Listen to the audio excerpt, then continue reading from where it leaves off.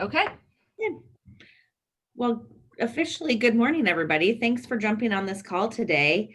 We really appreciate Deb taking time out of her very busy schedule to talk with us about things like fire pits and some of the igloos that we're starting to see that have become very popular all of a sudden.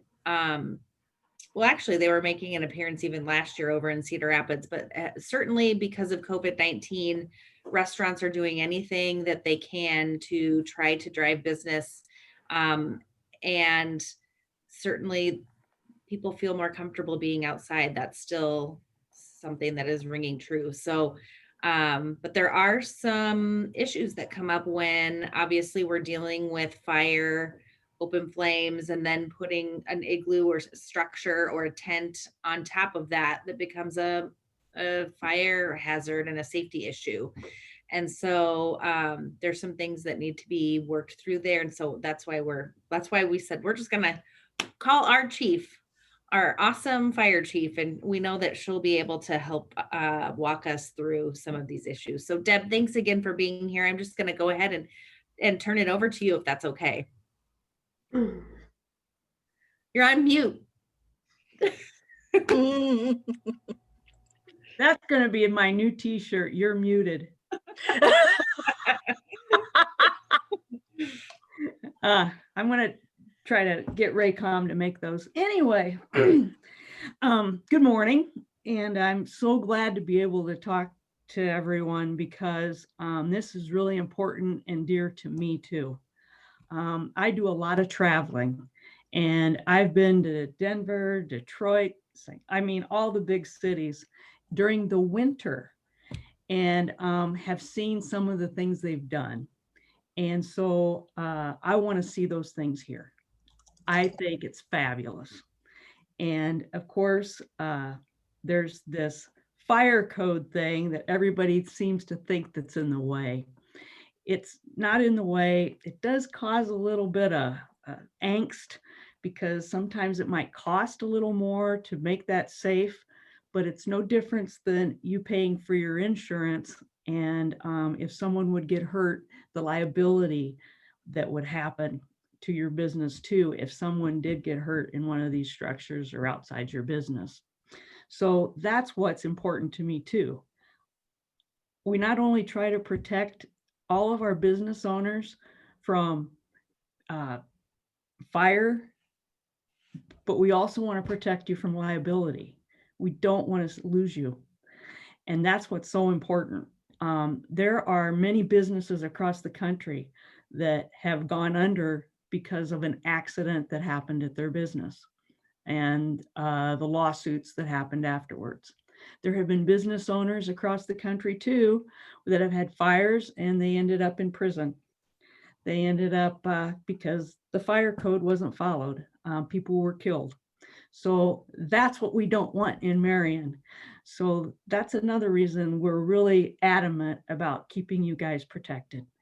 And so, as I said before, I am all for these different ideas. I've seen them. I love them. I'm an outdoor person. So I really want to see this here in Marion. So I'm going to do anything I can to help you. Sorry about that. I've done a lot of research and I don't know if I can make this show on here, probably not. If you go online, there's a lot of cities that have brochures now. The one I was trying to show you is from the city of Detroit and it's called the Winter Edition. And it's dated November 2020. And it's a beautiful flyer with photos of the things that restaurateurs and other businesses can do for the winter and the outdoors.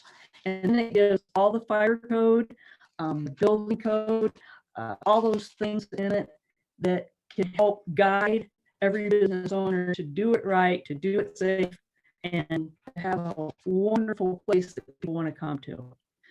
So I'm going, in fact, I've already sent out to the chamber a list of websites that you can go to. This will include cities that have news stories about what they've done and the safe way to do it with the fire code. It also has a list of some of the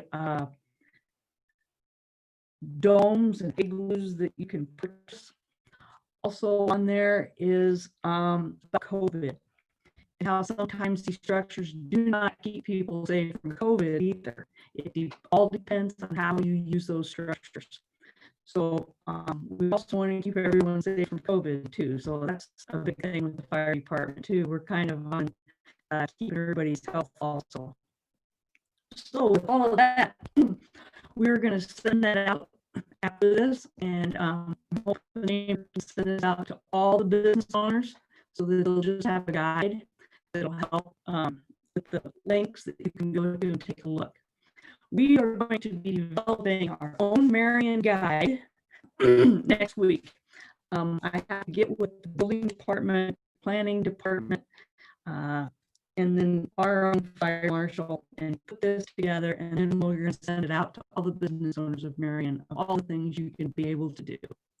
Okay, so what makes it difficult is that sometimes in other towns nearby, they are putting things up, and then we come along as a fire inspector and say, you can't do that, but yet they're doing it in the neighboring city. And that's what we're trying to avoid too, because we're trying to work with Cedar Rapids Fire and Hiawatha. We want our metro area to all be the same. We also are in contact with Iowa City and Waterloo. So we want the corridor to have all the same rules and to all play the same. And so we can all be one big happy family. That's what's important to us. We want to be consistent. We are all under the same codes. The differences are sometimes when a city is bigger, like our neighbors to the west, they don't have the fire staff to actually get out and see everything that's happening. Marion is at a size that I myself frequent most of the businesses in Marion, so we end up seeing everything that's happening in Marion, so to speak. So, and then if we see something not safe, we do want you to know to keep you safe from liability. So that's kind of why it happens. Maybe you think in Marion, and I know that's a lot to do with it. A lot of business owners are just putting things up and hoping it'll pass or not get caught. And that's, they're getting caught now. So it's not a good thing. And it's not so much getting caught. It's more, you're trying to keep your business afloat. And with COVID, it's been a hard thing to do. So we understand that and we want to work with you. But you must realize that you got to keep it safe too. So that's why we're working with all the other fire departments to make sure it's consistent across the board. So, do I have any questions? Because I'm going to be sending out the guidelines for the outdoor fire pits, for the igloos, for the other tents, all the things I see in the other cities. We're just going to put it all together in this guideline and the things that we think will be fun and we really would like to see business owners do. I'm sure you've seen them all too. So we're going to have all that included in the guide. But do I have any questions right now? Deb, can you just real quick walk through what are the guidelines for the igloos in particular? The big thing to remember is if you're going to purchase any kind of material to cover the igloo, it has to have a tag that verifies it is NFPA 701 approved. And that's also in one of the links I'm sending you.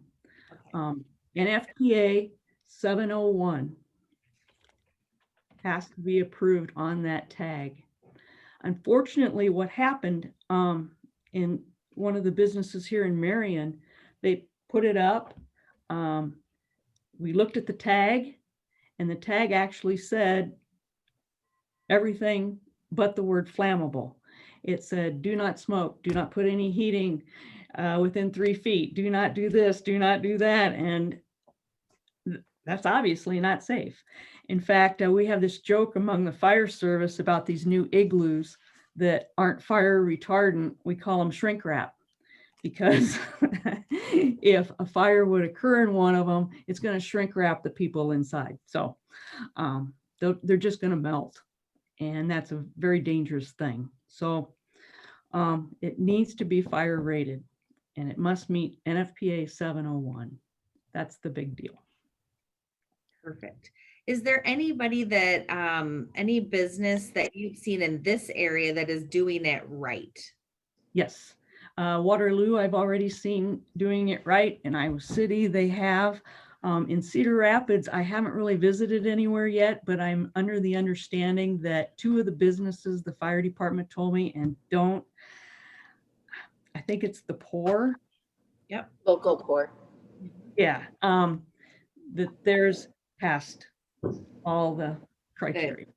Okay. They are a little more expensive, but like I said, I did send links. I mean, you'll have links of where you can get these igloos.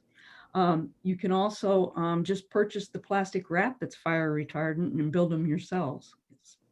You still can do those things. I guess one of my questions is most of us don't have property to put one on. Yeah. Unless it's city property. Yep. So what do you do with that? You know what I mean? That's above my pay grade. So Yeah, I mean, yep. That'll be. We all have small little patios, but Yeah. you can't get much out there. So that, And that's just why we're meeting with planning and building next week. We want to put in this guide all the options that are available, because we do want to see those things in the community. We really do, especially in public places. I don't know if you've ever been to downtown Denver. Downtown Denver, Yeah. What I want to say, the Fed Mall kind of in the downtown. They have giant fire pits that you can sit around. I would love to see those kind of things here in Marion. So the city put those in? I don't know. We're looking at doing that for the new streetscape. The plaza. I've already talked the plaza. I've already talked with Tom about that possibility. Yes. If you have an open flame fire pit or a gas fire pit or whatnot, do you have to have a special insurance policy or rider for that, or is it just covered under your normal insurance? You're going to have to contact your insurance agent. Every insurance company is different on that. So you want to be sure though, because don't assume that they cover it. Talk to them, because I've heard horror stories about that. They just assumed they did and they didn't. So make sure you do that. With those though, there does have to be glass. So you just can't stick your hand in the fire. There does have to be a glass partition around it also. But Well, that's no fun. well, it's only so hot. I know. It's harder to do the marshmallows. I know. Burn some stuff, yeah. Yeah, that's the thing.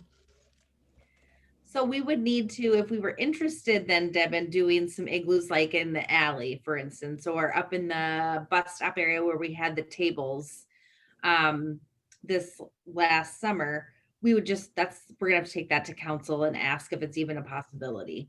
Yes. Okay. But I'm going to be working with Tom, and I will probably have that answer actually next week for those guides. I Okay. wanted to do it before this meeting, but got with council this week, it kind of got hard to do. So yeah, I definitely want to see that happen. One of the other things though with these igloos is the heating. A lot of them are wanting to heat them, and they're putting space heaters, or well, space heaters cannot be used with extension cords. Well, as we all know, space heaters don't have a very long cord either. And so how are you going to use those? According to our building department and according to Cedar Rapids building department, you would have to put an outlet out near the actual igloo. Well, that's costly. So we've actually been doing some research with the Cedar Rapids Fire Department, and there's a system. It's a forced air system that you can get, and it actually, you take tubing and you can put it to each igloo. 3 different igloos can run off one system. It's really a neat thing, and I'm going to send it to the chamber to be sent out to all the business owners of what, that's one of the things they can use. So we found that that really works with the fire prevention, because there cannot be any open flames, and that includes candles. And another problem with the heaters, people take their coats off in those igloos and toss it. Is it close to the heater? That's happened. So there's just so much things to worry about. The forced air is actually the safest and the best. Unfortunately, some places have tried to use forced air, but they used the wrong type of fuel. They used propane, and there ended up to be carbon monoxide. So that's another issue you got to worry about. So you just want to make sure everything's safe. And so we're going to recommend in our guide the things you can do. Awesome. Yep. Well, What other questions are out there? What other questions do you guys have? Well, I just wondered if everybody got together in the uptown area and we all had one approved like fire pit that we could use of some kind. And can we put those in the back alley? Like if Brittany and Les and I and whoever all decide to buy them, instead of us all getting different ones, if we know one certain one is approved. What do you think, Les? Sorry, I had to find the mute. I'd be interested in hearing about it, yes. Yeah, I guess a lot of it comes down to what the city allows us to do. Well, and then it would be Yeah. cohesive instead of piecemeal of everyone having something Right. different. Yep. Yeah. That's a good I idea. agree with that. It would look more intentional, especially in case one place decided to get something that was cheaper looking, whether it was cheaper or not, and everybody else splurged for nicer looking things. You know, it could end up looking like somebody's backyard tailgate if we're not careful. That's a That good. might work. Backyard tailgate. I mean, I've got a tailgate, Backyard girl, but I tailgate. don't think that's the way we want to go. Because I'd have to go get a pickup to back up there. So How big are these igloos? I guess I'm not familiar. Are they like those big white tents that you see like at like NFL football games and stuff? Or I'm not No, even they're familiar kind of with like a clear plastic. It's And they're it's a like, dome. it's like a dome, and they're, I don't know, Huh. what do They they hold, seat like like 8 4 people or people. something? on the links that they're sending out on the list, you'll see those. They have Okay. all kinds of different. I mean, I think they're like $1,200 or something. Yeah. Would Well, it and like my fit on concern my with back patio, igloos- Paul, or is it bigger than that? No, It would. you could probably put one on there. Yeah. That's the thing, unless you have some space there. And that's the thing too. What you got to also realize is the exiting. It can only, it has to be so many feet from the exit of the building if it's a fire exit from the building. It has to have, if you're going to enclose it and it's not going to be an open door, then the door of the igloo has to be a different color so that they know that that's the door, because if it's all clear, you know, they're going to be, how do I get out? So there's a lot of things with that too. My concern with the igloos is that I've seen a lot of things about those being super spreaders for COVID. Exactly. And I sent a I link. can see that. The link I have is from the ABC News, Good Morning America study they did. Mhm. So I have that link with that. Those are things you need to think about too. Yes. In fact, most of them are recommending a lot of the cities that I looked at. I've got Detroit, Atlanta, Denver, all of these here. They're saying because of COVID that they have to be open walled 50%. Well, that's not going to be very warm either. So They're a cool concept in a non-COVID world, but in a COVID world, Exactly. they're nearly impossible to keep clean. yep. Yeah, And And depending you're just on what recycling the roof same line. air. I mean, you're breathing the exact same air as everybody else. And You're actually safer in your building.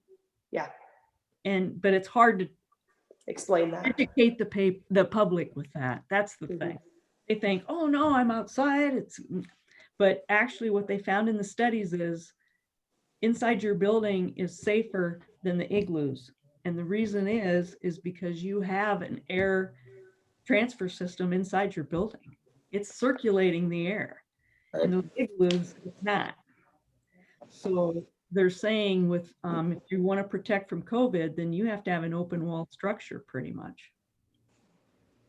So, I'm gonna share really quick my screen so that you guys can see a picture of one of the igloos that Deb is including in the information that we'll send out following the meeting.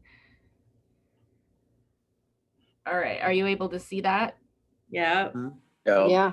So that just kind of gives you an idea less of what they look like. This is one of the COVID-19 compliant igloos that Deb is speaking of. And you can see kind of right here that there are some open spots. Obviously, it's not the dead of winter in this picture.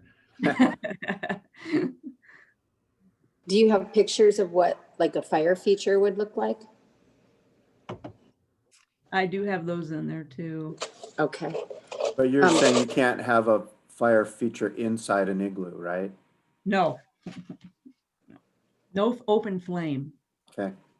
Yeah, I feel like in like Breckenridge and different towns, they have, you know, like an outdoor fire feature and then Adirondack chairs around it. And Yep. that's warm enough to be outside for a few hours and have fun. That's what I'd really love to see. Yeah, just some type of a fire thing and seating. Is that possible to do that in the back alley, Jill, if we all get together and? I think it would, yeah, just, we'd need to go to council, and it sounds like Deb's working with Tom on, because I know that there's some fire features already built into the new plaza. So I know that they're working on that, but if we wanted to add them into the alley, Right. yeah, we would just need to go to council and get the permission. It would be nice if they could be similar to what we're going to be putting in the other spaces, so everything ties together. All right. That's true. Run them off the city gas line. Yeah. I like that idea too. That's what I'm saying. It gets costly. Yeah, it does. Yeah. And actually, I like that too, because then we know what kind of gas system it is, how to shut it off. Get it safely installed. That's one way to Hey, save Deb, costs for Deb, us. you're gonna have to go to bat for us on that one. City supplied gas line. I'll do all I can, because like I said, I really like, and I'll let you know, there aren't many chiefs that are pro fire pits. Yeah. Yeah. It would be cool in Uptown Marion, though. I think it would just add to the ambiance in the winter and I yeah. totally- Is this possible to maybe roll this out this year still, this spring? Winter and spring or no? Probably not during the winter. We'll have to figure out like how much they are, Yeah, the ones that are legal, and we'll have to look, I'll look up. fire pit. Yeah, it might take a little longer. Okay. I don't know. Well, the reason I say that is because if you do want it to be like the plaza, you know, we want to make sure the design's going to be, and since the plaza is not as far prepared, we're not as far into that building out, that it might be a while before we know the actual design. Mhm. All right. Well, guess we'll just have to wait and see what y'all come up with. Yeah, if we could agree though, like on the fire pit, like, okay, we're gonna jump ahead a little bit and this is gonna be the fire pit that we're gonna use. Right. So that up Mhm. front, those maybe get installed in the alley first before the plaza is done, Yep, true. kind of extend that through. That would be great. I mean, even Even on if- some cooler summer nights and stuff. Mhm. Those are, yeah. And even if you started with one, just to see if people, you know, you might be able to expand it later to 2, 3, 4, whatever. Yeah, well, everybody be fighting over one fire pit. Yeah, well, then you know it's a success and that it's something that people would want to use. Yeah, Whereas if you put in 6 of them and nobody came out and used them because it's too cold, then you just wasted a lot of money. True. oh, yeah. Deb, in the alleyway, do you visualize that fire pit being something that is temporary, like can be moved aside or out of the way, or something more of a permanent structure? I guess it depends on the source of the gas. Yeah, I also think depending on what it looks like, if it was more permanent and had like a nice edge around it, it could be used as seating in the summer as well. Like you could sit on around them if they were, you know, sturdy and nice enough. They could be used as seating in the alleyway. and maybe even take the center out, have the center removable and put a fountain in the summer. Or a planter, make it a planter. Yeah. Mhm. Yeah, there you go. So I think that's things we could look at. Yeah, Yeah. That's great ideas. So I don't know if you guys can see this. This is one that's in Omaha. And it's like, it's part of a really big structure that has like a water feature, but the grated in part kind of has that metal grate over it. That's a fire pit. Um, I guess I envision like a round thing with like about a foot wide Pictures too. ledge around it that, you know, that's kind of what I envision. That looks pretty amazing. yeah, it Even was- do like a fire table. I've seen those in a lot of places too, Yeah. where they've got, as you were saying, Les, the pseudo seating around the edges, but they're longer. So you could give access to more people on either side of them without having to put in multiples right away. But I've seen them as long as 7 feet before, and then maybe 4 feet wide, including the seating area. Doesn't want to do paper. I don't know. I don't know why either. It doesn't. It's your background, your camera is overlaying you over it, so it doesn't like it. I'm gonna, So when will we get these brochures? like I said, we're gonna be meeting next week. So I'm Mhm. hoping to have them out in the next 2 weeks. Awesome. Okay. but I think we've got, Deb has a one sheet that she teed up that we'll be able to send out to you guys right after this meeting that has a lot of those links on it. Okay. So you can start taking a look. Yeah, yeah, Yeah. we're digging into this, Deb, and looking at what others are doing and showing us how to do it. Well, like I said, the biggest thing is the fire code and its safety, but your insurance company is going to appreciate you doing it a safe way as much as the fire service and your customers. The customers want to be safe too. So Well, I just want to say the Artway was our bread and butter this year, and people love it back there. And if we can extend the life back there through the fall and winter and early spring, I think that's key. I agree. Yeah, it doesn't matter if it's COVID or not. People love that back Artway. I would also, I know this isn't the forum, but Jill and Brooke and Tammy, I would also add, if we could get more bike racks back there, because I a lot of agree. people come and they're afraid. They ask if they can bring their bikes in my building. You know, some people have really expensive bikes, and there's like the Sag Wagon and those guys, that's all they do is bike season. So if we could get more bike racks, I think we could really see a lot more business that way too. Yeah, that's easy. Like, where ideally would you guys, where would those be placed? And like, I sent you that bike storage system that hangs on the side of a building like they have in downtown Chicago. We could put that along Memorial Hall or on the side of Les's building or both. Okay. Have you seen those, Les? They're on the No, I side of haven't a seen 'em, building and no. they like I collapse. think you could like probably put some along that Iowa Really building. That's kind I of, even Yeah. have a couple of regulars that are biking all winter, you know, with those big mountain Fat tire tire, bikes, and yeah. they come in on their bikes, and they, you know, if there's 4 or 5 bikes in the current bike rack, there's nowhere for them to lock up their bikes. Right. Going vertical is probably a great idea, or at least the type of bike rack where you mount your bike vertically. right. Mhm. Trying to find that email that Jeannie sent.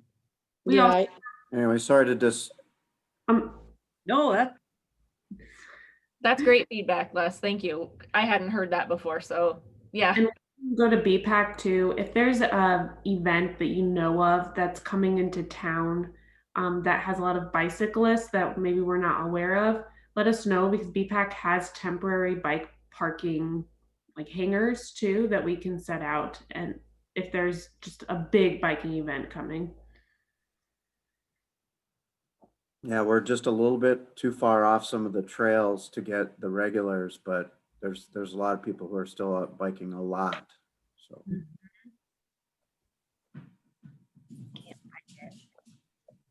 Cool. All right, Very good. Well, we will follow up this meeting. I'll wait for the download because it was recorded, and get that posted to our YouTube channel so that we can just share the link, and then we'll send out the attachment that Deb has already provided. That does have a lot of the safety and links for you to find examples of igloos, and we'll get that sent out to everyone. cool. Thank you, guys. All right. Appreciate it. sounds good. Dylan? Thank you. Have a good day. Stay feel on. free to call anytime. Awesome. Can you guys stay on? Sure. Jill? You need me?